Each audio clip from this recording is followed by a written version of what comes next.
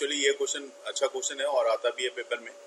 तो infinite number of charges की बात कर रहे हैं कि मतलब आपने अगर ओरिजिन से लिया है, जैसा आप देख रहे हो क्वेश्चन में, हर चार्ज जो है, अगर यहाँ पे हर चार्ज की बात करोगे तो सारे चार्जेस जो हैं वो क्यू ही है। 1 मीटर पे भी चार्ज क्यू है जो कि 4 माइक्रोकुलम का है, 2 मीटर पे भी चार्ज क्यू है 4 माइक्रोकुलम का है, एंड 4 मीटर पे भी चार्ज क्यू है, ये भी 4 माइक्रोकुलम का है। और सारे एक्स एक्सिस में कुछ इस तरह से ओरिएंटेड है। हमें फाइंड करना है इलेक्ट्रिक फील्ड ओरिजिन पे। ये ओरिजिन है आपका, इस पे electric field due to given set of charges. अब जो भी सेट ऑफ चार्जेस हैं उसके कारण आपको इलेक्ट्रिक फील्ड यहाँ पे देखनी पड़ेगी।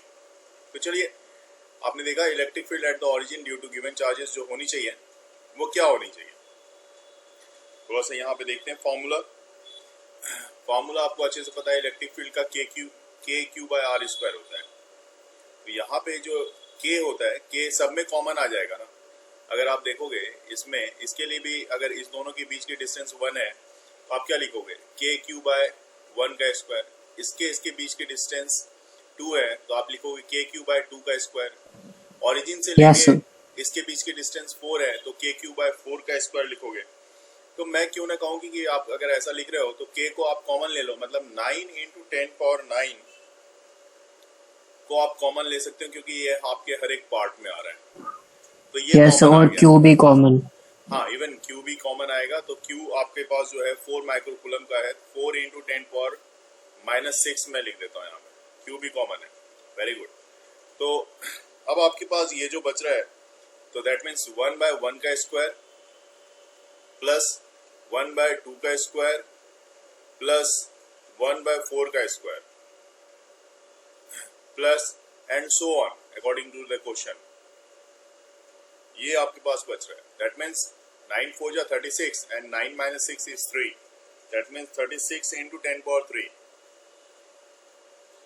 अब बात कर लेता हूँ, आप अगर आपने जीपी पढ़ा होगा, ज्योमेट्रिक प्रोग्रेशन पढ़ा होगा, तो उसके हिसाब से जो फॉर्मूला यहाँ पे लगने वाला है वो फॉर्मूला होता है S equal to sum of N terms for GP के लिए A बाय 1 माइनस R, जहाँ की A आपका जो है, this one is the first term.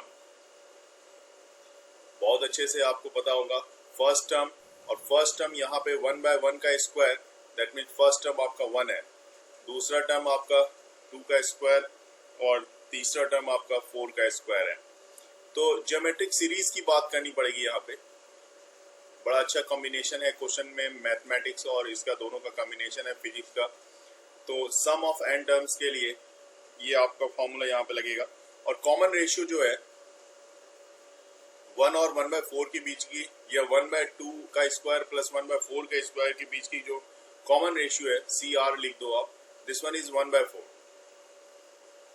तो अब आपकी जो इलेक्ट्रिक फील्ड हो जानी है, this one E equal to 36 into 10 power 3 and then ये हो जाएगा A मतलब 1 बाय 1 माइनस 1 बाय R 1/4, ये हो जाना है। तो अब आप कैलकुलेशन का ही पार्ट सिर्फ करोगे और कुछ इसमें है नहीं। तो 36 into 10 raise power 3 and then ये हो जाएगा 4 माइनस 1 3/4, दैट मीन्स 4/3। एंड अगर आप इसको कैंसिल करते हो 12 टाइम्स में 36, 12 4 जा 48, तो आंसर आपके पास आ रहा है 48 इंटू 10 पावर 3। ये आपकी इलेक्ट्रिक फील्ड आएगी। और इलेक्ट्रिक फील्ड की यूनिट तो आपको अच्छे से पता है, न्यूटन पर कूलम होती है, तो ये न्यूटन पर कूलम आ जाएगा। तो गॉस थ्योरम क्या होता है, इसको समझने के लिए यहाँ पे मैंने क्या किया है कि एक स्फेरिकल बॉडी, यहाँ पे स्फेरिकल, यूनिफॉर्मली स्फेरिकल बॉडी ले ली है, जो कि क्यू पॉजिटिव चार्ज से ये कम्प्लीटली चार्ज्ड है। और यहाँ पे मैं ये दिखाना चाह रहा हूँ कि एक छोटा सा पोर्शन, चूँकि ये पूरा का पूरा जो स्फेयर है, ये स्फेयर को मैं S मान लूँ, तो एक छोटा सा पोर्शन, इसको मैं यहाँ पे जो एक कोन शेप में मैं मान रहा हूँ, इसको मैं DS मान लेता हूँ। तो ये DS एक छोटा सा पोर्शन है। देखो यहाँ पे मैंने एरो मार्क से DS दिखाया है, और ये जो स्फेयर लिया है मैंने, इस पूरे स्फेयर को S माना है, पूरा स्फीयर एस है और इसकी रेडियस क्या है, आर रेडियस है। तो इलेक्ट्रिक फील्ड अगर जैसे चार्ज जो है यहाँ पे क्यू चार्ज है, तो इलेक्ट्रिक फील्ड हमेशा इसके परपेंडिकुलरली आउटवर्ड निकलेगी। तो यहाँ पे इलेक्ट्रिक फील्ड परपेंडिकुलरली आउटवर्ड निकल रही है। और इलेक्ट्रिक फील्ड के लिए आप देख सकते हो यहाँ पे साथ साथ अगर आप एरिया वेक्टर की बात करो तो एरिया वेक्टर भी इस सरफेस के परपेंडिकुलर होगा, क्योंकि आपको पता था कि एरिया वेक्टर हम लोगों ने डिस्कस किया था, एरिया वेक्टर इसके परपेंडिकुलर होता है। तो इलेक्ट्रिक फील्ड भी इसके परपेंडिकुलर, इस सरफेस के परपेंडिकुलर, और एरिया वेक्टर भी इसके परपेंडिकुलर। इसका मतलब फिर से इलेक्ट्रिक फील्ड और एरिया वेक्टर के बीच की एंगल जो होने वाली है वो आपकी 90 डिग्री होने वाली है। क्या जी नहीं, वो दोनों पैरेलल होना है, मतलब इलेक्ट्रिक फील्ड और एरिया वेक्टर दोनों 0 डिग्री बनने वाला है ना। तो थीटा इक्वल टू 0 डिग्री। और जो गॉस ने जो थ्योरम दिया था उसने ये बताया था कि टोटल फ्लक्स जो होती है इसके अंदर की, this one is 1 by epsilon naught times of the total charge over the enclosed body. तो इस पे टोटल चार्ज कितना है, Q है, और this one is Q is 1 by epsilon naught times. तो 1 बाय एप्सिलॉन नॉट टाइम्स आपने यहाँ पे दिखा दिया। तो 1 by epsilon naught times of the total charge, that means the flux, this is the total flux over this enclosed body. तो आप इसको लिख सकते हो phi equal to Q by epsilon naught, है ना। तो यहाँ पे आप phi equal to Q by epsilon naught लिख दो। और देखो वो आपको डिफाइन करना है यहाँ पे, तो आप अगर डिफाइन करना चाहो तो यहाँ पे लिख सकते हो total flux through a closed surface, ध्यान रहे हमेशा क्लोज सरफेस लेना है, is 1 by epsilon naught times of the net charge enclosed by the close surface. ये आ जाएगा। देन इसके बाद इसको आप अब देखो बहुत बार क्वेश्चन क्या आता है, आप क्वेश्चन में बड़ा कंफ्यूजन होता है, तो क्या ये सिलेंडर है, ये भी तो एक क्लोज सरफेस है ना, ये एक क्यूबॉइड है, ये भी एक क्लोज सरफेस है।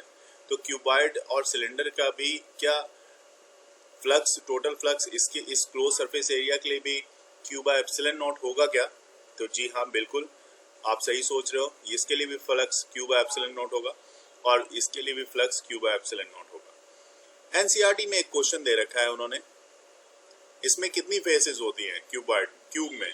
तो क्यूब में आप कहोगे 6 फेसेस होती है ना, एक 1 2 3 4, एक फ्रंट का 5, है ना, एक बैक का 6, तो टोटल 6 फेसेस होती हैं।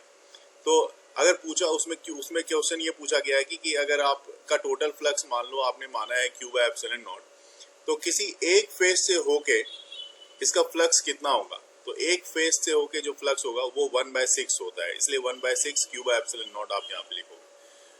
That means this is the flux through each face of the cube, right? Yes. Next में आप देखो, अब मुझे प्रूफ करना है, प्रूफ गॉस थ्योरम। अगर मुझे प्रूफ करने के लिए कहा जाए गॉस थ्योरम को प्रूफ करके दिखाओ जी, तो मैं कहूँ चलो जी देखते हैं, गॉस थ्योरम प्रूफ करना आसान है। तो आप यहाँ पे लिखोगे E इक्वल टू, ये देखो इलेक्ट्रिक फील्ड का फॉर्मूला क्या होता है, यही होता है ना, 1/4 pi epsilon naught Q by R square. ये इलेक्ट्रिक फील्ड का फॉर्मूला है। आप कहोगे जी हाँ यही होता है इलेक्ट्रिक फील्ड का फॉर्मूला। तो मैं कहा चलो ठीक है, अगर ये इलेक्ट्रिक फील्ड का फॉर्मूला है तो इलेक्ट्रिक फ्लक्स थ्रू ds, मतलब एलिमेंट्री सरफेस एरिया के थ्रू, तो फ्लक्स डी फाई किसकी फ्लक्स होगा? तो एलिमेंट्री सरफेस एरिया के ds के थ्रू। ds आपने देखा ऊपर वाले डायग्राम में मैंने बनाया था, ये देखो ds is the area vector which is perpendicular to this elementary surface area ds, इसी को आप ds बोल रहे हो। तो हमेशा की तरह यहाँ पे फिर से वही काम करना है, और ये दोनों वहाँ पे आपने देखा कि दोनों परपेंडिकुलर थे, आपने कहा जी परपेंडिकुलर है, मैंने कहा ठीक है थीटा इक्वल टू 0 ले लो। तो थीटा इक्वल टू 0 लोगे तो E D S cos 0 degree होगा, कॉस 0 डिग्री की वैल्यू 1 होगी, तो D phi equal to E D S लिख सकते हो आप। लेकिन अभी मुझे टोटल फ्लक्स की बात करनी है। टोटल फ्लक्स मतलब ये तो एक छोटा सा फ्लक्स था छोटे से पोर्शन के लिए, और ऐसे छोटे छोटे पोर्शन से मिलके ये पूरा का पूरा सरफेस एरिया S बना हुआ है। तो इस छोटे से पोर्शन का अगर पूरा सरफेस एरिया आपको चाहिए तो पूरे सरफेस एरिया के लिए आपको इंटीग्रेट करना पड़ेगा। तो नेक्स्ट स्टेप में आप क्या करने जा रहे हो, आपको इंटीग्रेशन के प्रोसेस को फॉलो करना पड़ेगा। तो इसलिए इंटीग्रेशन डिफरेंशिएशन बहुत ज़रूरी है। तो D phi equal to E D S. तो ये इलेक्ट्रिक फील्ड कांस्टेंट है, यूनिफॉर्म है, इसको बाहर निकाल दिया आपने। और ये देखो एक क्लोज लूप का सिंबल दिया है मैंने, ये रेड वाला जो है ये क्लोज लूप है। इससे पता लगता है कि सरफेस जो है वो क्लोज लूप को बता रहा है। और D S surface area of इस स्फीयर का सरफेस एरिया का फॉर्मूला क्या होगा? सरफेस एरिया ऑफ स्फीयर का फॉर्मूला बता सकते हो क्या? Sir A square. Surface area of sphere वो होता है ओ sir, 4 pi R yes square. Sir, यहाँ पे मैं लिख देता हूँ, देखो 4 pi R square. Yes sir, मुझे लगा स्क्वायर। हाँ, कोई बात नहीं। तो यहाँ पे आप E into 4 pi R square लिखोगे, क्योंकि E तो आपने लिख दिया है इंटू 4 पाई आर स्क्वायर। अब देखो E into 4 pi R square इस जगह पे आप अगर लिखते हो तो दिस इज द फ्लक्स। अब डी फाई का इंटीग्रेशन हो गया फाई, और E को तो E रहने दिया, इंटू 4 पाई आर स्क्वायर लिख दिया।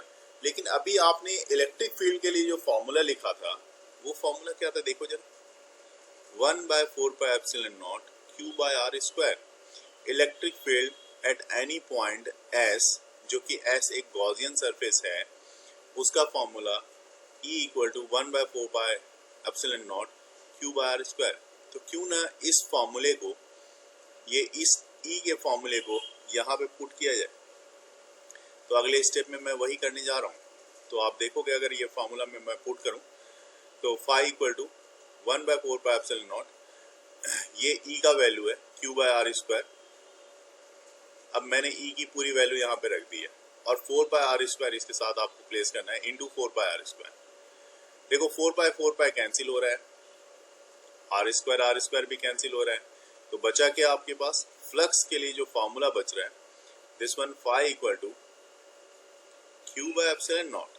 तो हो गया ना प्रूफ हमारा, Gauss law, hence yes sir, Gauss theorem. Gauss theorem को आपने प्रूव कर दिया, जो कि गॉस थ्योरम ये कह रहा था, ऊपर में मैं दिखाऊं आपको गॉस थ्योरम क्या कह रहा था। ये था गॉस थ्योरम, जिसमें बता रहा था total flux through a close surface area is 1/epsilon naught times of the net charge enclosed by the closed surface, which is phi equal to Q by epsilon naught। आपको लिखना है Coulomb's law from Gauss theorem. क्या ये Gauss theorem से Coulomb's law proof हो जाएगा? देखने वाली बात है। और आपके पास क्वेश्चन भी आता है वहां पे, deduce the Coulomb's law from Gauss theorem, ये क्वेश्चन आता है। और ऐसे में आपको यहाँ पे निकालना पड़ सकता है कि कूलम्स लॉ निकालना पड़ सकता है गॉस थ्योरम की हेल्प से। तो पहले गॉस थ्योरम पे फोकस करना पड़ेगा। सबसे पहले एक स्फेरिकल बॉडी ले लो जिसकी रेडियस r है, और इसका टोटल सरफेस एरिया जो है वो s है। और सरफेस एरिया का, टोटल सरफेस एरिया का फॉर्मूला तो अगर r रेडियस का है तो 4 पाई आर स्क्वायर, जैसा कि अभी हमने देखा था उसमें। और इसमें एक एलिमेंट्री सरफेस ले लो, जैसे हमेशा हम लेते हैं ds, तो एलिमेंट्री सरफेस आप ds यहाँ पे ले लो। ds पे अगर इसी सरफेस पे अगर आप परपेंडिकुलर डालते हो तो ये आपको एरिया वेक्टर बताएगा। तो आपने ds पे एरिया दे दिया, डायरेक्शन दे दी, तो ये आपका एरिया वेक्टर हो गया। तो एरिया वेक्टर और इलेक्ट्रिक फील्ड, जो आपको पता है कि इलेक्ट्रिक फील्ड भी हमेशा इसके सरफेस के परपेंडिकुलर निकलती है, तो एरिया वेक्टर और इलेक्ट्रिक फील्ड यहाँ पे दोनों के बीच की एंगल जो होगी वो 0 डिग्री होगी। तो स्टार्टिंग के प्रोसेस को उसी तरह से मूव करेंगे, D phi equal to E dot D S, और E D S cos 0 degree, cos 0 degree मतलब that means E D S है ना। पूरा सरफेस एरिया जो है वो एस है, ये दिखा दिया आपने। तो अब बात होगी नेट फ्लक्स की। तो नेट फ्लक्स के लिए तो आपको इंटीग्रेशन ही करते हो, net flux through the close surface area. तो this one is D phi, integration of D phi, integration of D phi that means ये वाला जो डी फाई का इसका integration E dot D S ही करोगे। तो लो आप ई डॉट डी एस दिखा दो। अब इलेक्ट्रिक फील्ड चूंकि यूनिफॉर्म है, कांस्टेंट है, तो आपने क्या किया, इसको बाहर निकाल दिया। इंटीग्रेशन यूनिफॉर्म या कांस्टेंट का नहीं होता, वेरिएबल का होता है। वेरिएबल कौन सा है? डीएस। ऐसे ऐसे डीएस से मिलके ये पूरा का पूरा सरफेस एरिया बना हुआ होगा। तो इंटीग्रेशन ऑफ डीएस, फिर से डीएस के लिए मतलब आप क्या कहोगे? E into 4 pi R square कहोगे। दिस इज इक्वेशन 1, ठीक है। अब इसी तरह से आगे भी हमें मूव करना है। इसको इक्वेशन 1 लेके ब्लॉक में मैंने बॉक्स में डाल दिया यूजिंग गॉस थ्योरम। अब गॉस थ्योरम में भी आप क्या करते हो, तो आप कहते हो कि जी phi E electric flux equal to क्या होता है, क्यू बाय एप्सिलॉन नॉट। यही तो है गॉस थ्योरम हमारा। इसको इक्वेशन 2 ले लिया। अब 1 और 2 से आप क्या दिखाओगे, E into 4 pi R square equal to Q by epsilon naught. तो ये 1 और 2 इक्वेशन से दोनों हो गए। यहाँ से इलेक्ट्रिक फील्ड निकाल के देखो जरा कितना आता है, तो 1 by 4 pi epsilon naught Q by R square, ये इलेक्ट्रिक फील्ड आ गई। और आपको फॉर्मूला जो है, फोर्स का जो फॉर्मूला है वो आपको पता है, the force on the point charge Q not if the placed on the surface S, है ना। अगर एस सरफेस पे प्लेस्ड किया जाए तो उसके लिए फॉर्मूला एफ इक्वल टू क्या होता है, क्यू नॉट इंटू ई, ये होता है फॉर्मूला। और क्यू नॉट तो आप रहने दो, इलेक्ट्रिक फील्ड का बाकी जो फॉर्मूला है इसको यहाँ पे रखोगे तो क्यू नॉट इसके साथ अटैच होगा, तो आपके पास क्या आएगा, 1 by 4 pi epsilon naught Q into Q naught by R square. देखो मैं लिख देता हूँ यहाँ पे 1 by 4 pi epsilon naught Q into Q naught upon R square, यही फॉर्मूला है ना। और इसी को क्या बोलोगे आप, कूलम्ब्स लॉ बोलोगे। क्या ये कूलम्ब्स लॉ है या नहीं है, बताओ। अगला डेरिवेशन है हमारा electric field due to an infinitely long straight charged wire. तो मैं एक वायर ले लेता हूं, एक वायर ले ली और इस पे पॉजिटिव चार्ज दे दिया, यूनिफॉर्मली पॉजिटिव चार्ज। आप ये positive charge Q positive charge है, ठीक है। और देखो इस वायर, चूंकि वायर कैसा होता है, वायर होता है आपका सिलेंड्रिकल, तो आपने क्या किया, इसके सराउंडिंग्स में एक सिलेंड्रिकल सरफेस यूनिफॉर्मली बना दी जिसकी लेंथ वायर की लेंथ के इक्वल है। अगर वायर की लेंथ एल है तो एल लेंथ का ही आपने सिलेंड्रिकल सरफेस बना दिया, और इस इमेजिनरी सरफेस को आप बोलोगे गॉसियन सरफेस। तो इसमें आप क्या देखोगे, आप 3-4 पॉइंट्स यहाँ पे आप देख लो। इसमें सरफेस अलग अलग एलिमेंट्री सरफेस मैं देख रहा हूँ।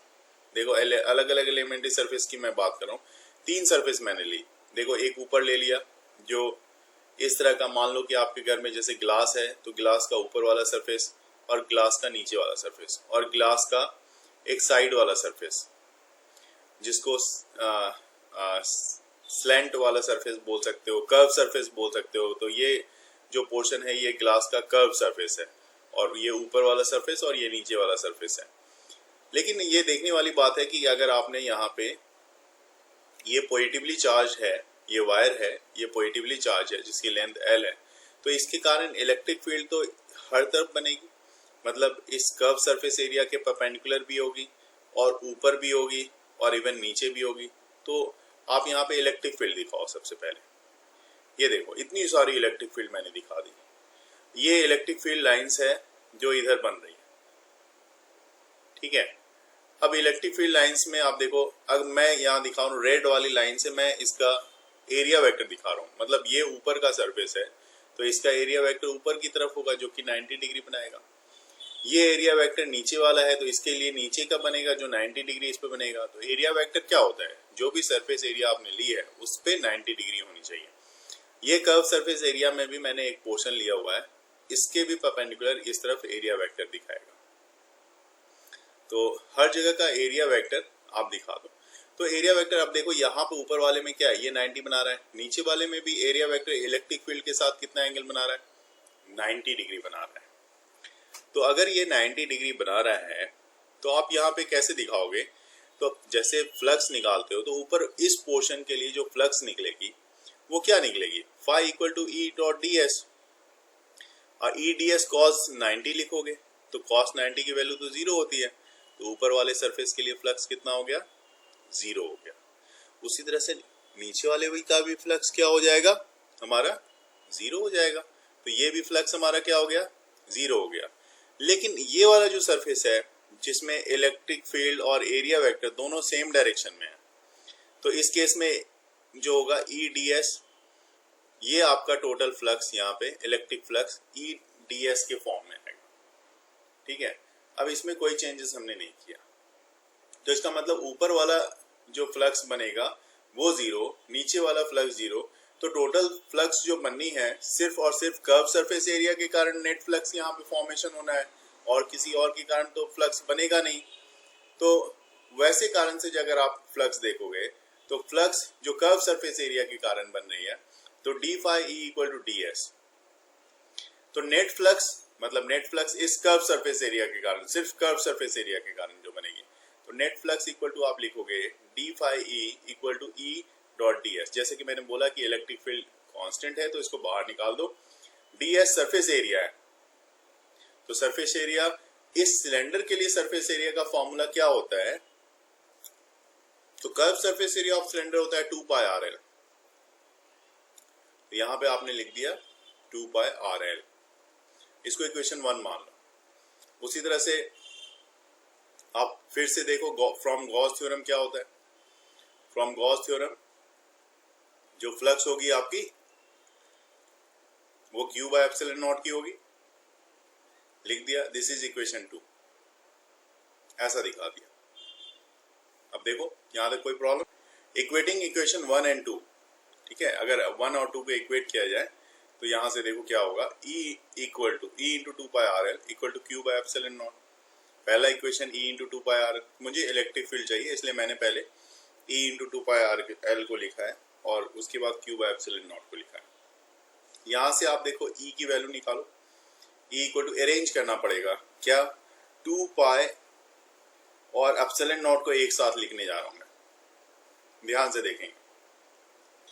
E equal to 1 by 2 pi epsilon naught, देखो पहले मैंने इसको लिखा, देन अब मैं R लिख रहा हूं, उसके बाद Q बाय L लिख रहा हूं।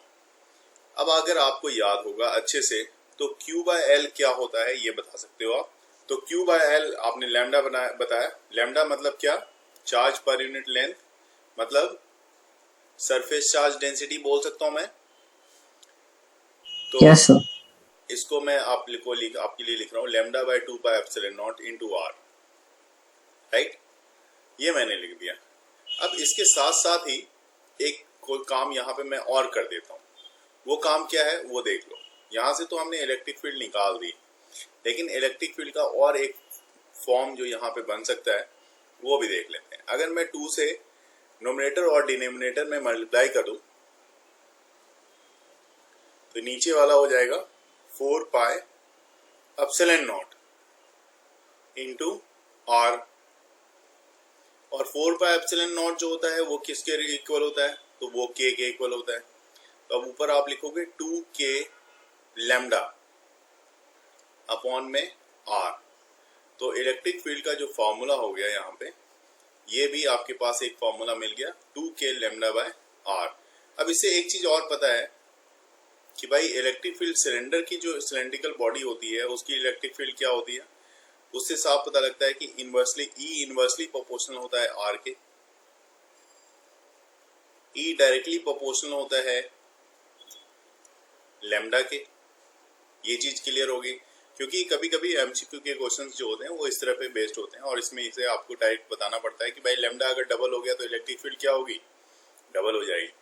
अगर R डबल हो गया तो इलेक्ट्रिक फील्ड क्या होगी, तो हाफ हो जाएगी। तो इस तरह से आपको क्वेश्चन यहाँ पे डिस्कस करना पड़ सकता है।